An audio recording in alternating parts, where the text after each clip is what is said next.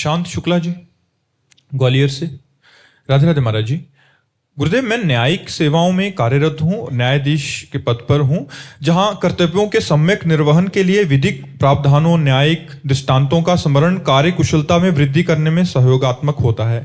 महाराज जी, ऐसे में आपके सत्संग में किसी भी प्रश्न में आप तत्काल सरल एवं शास्त्र सम्मत उत्तर देते हैं, जिसमें वेदों पुराणों के श्लोकों का संदर्भ भी दिया जाता है। ये देखकर मैं अत्यंत आश्चर्यचकित और अभिभूत होता हूँ कि आपकी आयु व प्रतिकूल स्वास्थ्य परिस्थितियों के बावजूद आपकी अभिभूत स्मरण शक्ति, ज्ञान एवं एकाग्रता को देखकर मन में एक जिज्ञासा होती है कि ऐसी स्मरण शक्ति, एकाग्रता व निर्णय क्षमता को महाराज जी और हम कैसे प्रखर बनाने का चेष्टा करें।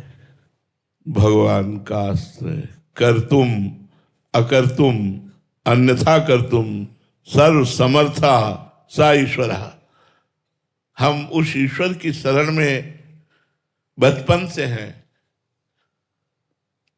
हमारे हृदय में वो स्वयं बैठ कर के बुलवा रहे हैं, हमारे हृदय में बैठकर वो स्वयं करवा रहे हैं। ये मैं देख रहा हूं, मैं कहीं करता नहीं, मैं तो केवल देखता हूं। जो दिखा रहे हैं, जो बुलवा रहे हैं, जो करवा रहे हैं, इसलिए जो आश्चर्य में लगे वो सिर्फ मेरे भगवान का प्रताप है, मेरा कुछ नहीं है। कक्षा 9 पढ़े हैं गांव के स्कूल में। ABCD तो 6 से शुरू होती है गांव में, 5 तक तो ABCD ही नहीं शुरू होती थी हमारे समय में। तो 6, 7, 8, 9 क्लास पढ़े, न कहीं हमने व्याकरण पढ़ा है। ये सब गंगा किनारे एकांत सेवन किया है। आप जो कुछ भी सुन रहे हैं ये सिर्फ भगवान की ही कृपा से है, मेरे में कोई सामर्थ्य नहीं। अगर मैं व्याकरण पढ़ा होता, संस्कृत कॉलेज गया जाकर, या सत्संगियों से सत्संग सुनकर, या कुछ ऐसा अनुकरण करके, तो हम कहते कि भाई उनकी कृपा से सत्संग हो रहा है। कहीं नहीं गए, ये हमारा स्वभाव ही नहीं था बोलना। ये तो वृंदावन धाम ने बुलवाना शुरू किया है, ये तो श्री जी ने किया है, नहीं तो ये सब स्वभाव ही नहीं था। अपने बस स्वरूप में रमण करना, श्री जी ठाकुर जी का चिंतन करना। तो ये जो कुछ है, मूकम करोति वाचालम पंगुम लंघयते गिरिम यत्कृपा तमहम वंदे परमानंद माधवम। जो मूक से बुलवा दे, लूले लंगड़े से पहाड़ फंदवा दे, वही करतुम अकर्तुम अन्यथा कर्तुम परमात्मा की केवल लीला है। मेरी कोई सामर्थ्य नहीं है कि मैं उत्तर दे सकूं या मैं कुछ भी कर सकूं। शरीर की ना सामर्थ्य है, ना मन की सामर्थ्य है। अगर सामर्थ्य है तो ये प्रियालाल की सामर्थ्य है, मेरी सामर्थ्य नहीं है।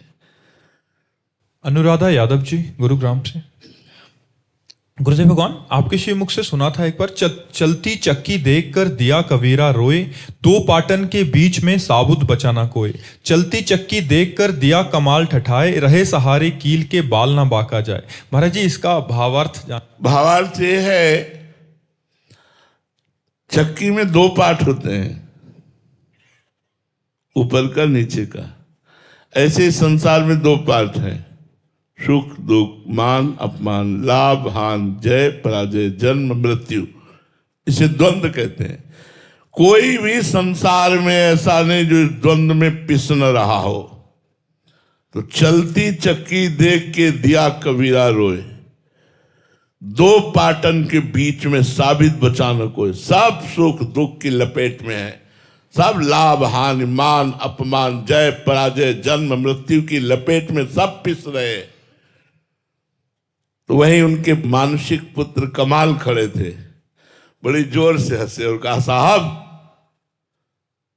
अगर कील के सहारे जो दाना आ गया तो पूरी चक्की में पूरा आटा बन जाएगा, लेकिन वो दाना जो कील के सहारे आ गया उसका चक्की कुछ नहीं बिगाड़ सकती।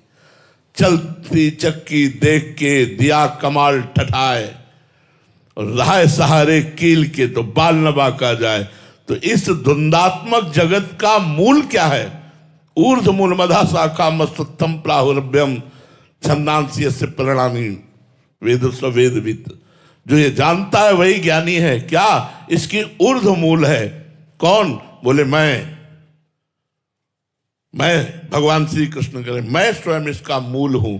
तो मूल चक्की का मूल कौन होता है? जिसपे वो 2 पार्ट टिके होते हैं, वो कील कहा जाता है। तो इस द्वंदात्मक जगत की कील कौन है? भगवान। जो भगवान की शरण में आ गया तो इस चलती हुई द्वंदात्मक चक्की से बच जाएगा। नहीं तो सबको पिसना पड़ेगा। पुनरपि जननम पुनरपि मरणम पुनरपि जननी जठरे शयनम, बार बार जन्म बार बार मरण, ये सब भोगना पड़ेगा।